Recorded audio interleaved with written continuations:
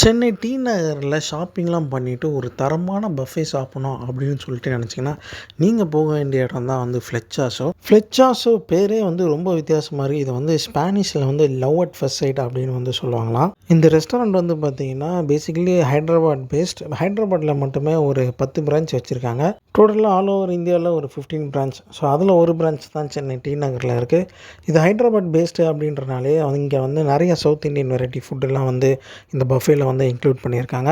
இது வந்து பார்த்திங்கன்னா ஒரு பார்பிக்யூ நேஷனில் சாப்பிட்ட ஃபீல் கொடுக்கும். அதாவது மெயின் கோர்ஸ் டெசர்ட் எல்லாமே பார்பிக்யூ நேஷன், அப்சல்யூட் பார்பிக்யூ இந்த மாதிரி பார்பிக்யூ ரெஸ்டாரண்ட்ஸில் இருக்கிற மாதிரி தான் இருக்குது. ஆனால் அந்த ஸ்டார்டர்ஸ் கான்செப்ட் மட்டும் அந்த கிரில் விஷயம் இதில் கிடையாது. அதுக்கு பதில் இவங்களே வந்து குக் பண்ணி பிளேட்டில் வந்து சர்வ் பண்ணுவாங்க. டி நகரில் இருக்கிற இந்த ஃப்ளெச்சாஸோ ரெஸ்டாரண்ட்டில் நம்ம தமிழ் ஆளுங்களுக்கு ஏற்ற மாதிரி கொஞ்சம் செட்டிநாடு இதெல்லாம் வந்து ஆட் பண்ணியிருக்காங்க. அதனால் ஒரு செட்டிநாடு ஸ்டைலில் ஒரு பஃபே சாப்பிட்டா எப்படி இருக்குமோ அது மாதிரி தான் இருந்துச்சு. நாங்கள் வந்து மிட் வீக்கில் போனோம், அதாவது ஒரு வெட்னஸ்டே போல் லஞ்சுக்கு போயிருந்தோம்.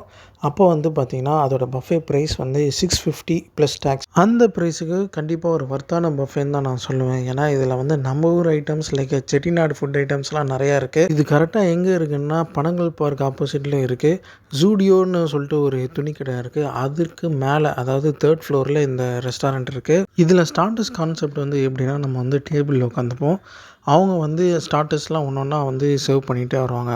பார்பிக்யூ நேஷன், அப்சல்யூட் பார்பிக்யூ அதிலிருந்து இது வந்து எப்படி மாறுபடுதுன்னா அந்த ஸ்டார்டர்ஸ் எல்லாமே வந்து மோஸ்ட்லி வந்து செட்டிநாடு ஸ்டைல் அண்ட் பிரியாணி கூட நம்ம செட்டிநாடு ஸ்டைலில் இருந்துச்சு. டி நகர் ஏரியாவில் ஷாப்பிங்க்கு தான் வந்து நிறையா கடை இருக்கும்.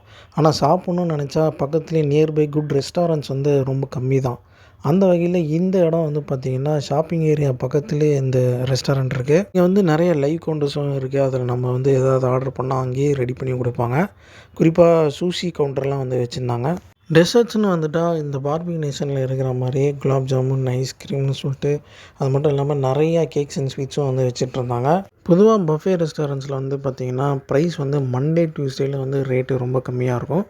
வெட்னஸ்டே, தேர்ஸ்டே, ஃப்ரைடே இந்த 3 நாளில் வந்து ரேட்டு வந்து பார்த்திங்கன்னா கொஞ்சம் மீடியமாக இருக்கும். அண்ட் சாட்டர்டே, சண்டே தான் வந்து ரொம்பவே காஸ்ட்லியாக இருக்கும். ஸோ நீங்கள் வந்து ஒரு Monday, Tuesday afternoon lunch R dinner மாதிரி இங்கே போனீங்கன்னா ப்ரைஸ் வந்து நீங்கள் ஒரு 650, 700லேயே வந்து இதை முடிக்கலாம்.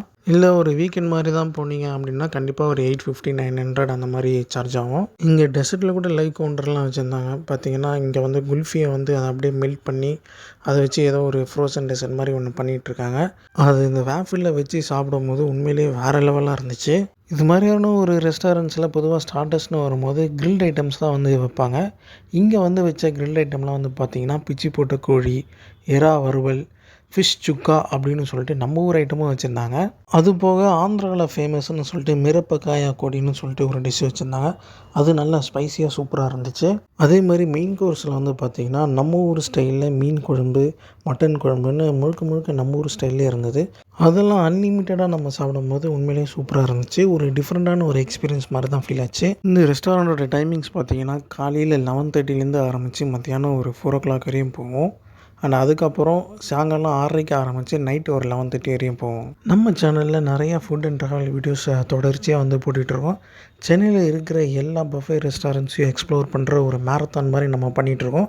அந்த வகையில் நம்ம வந்து ஃபேமஸான நிறைய சென்னையில் இருக்கிற பஃபே ரெஸ்டாரண்ட்ஸு ஆல்ரெடி போட்டிருக்கோம். ஸோ அதையும் வந்து செக் அவுட் பண்ணி பாருங்கள். மீண்டும் ஒரு நல்ல வீடியோட உங்களை சந்திக்கிறேன். Until then, it's bye from Murugan Sago. Do subscribe to the channel, guys. Bye.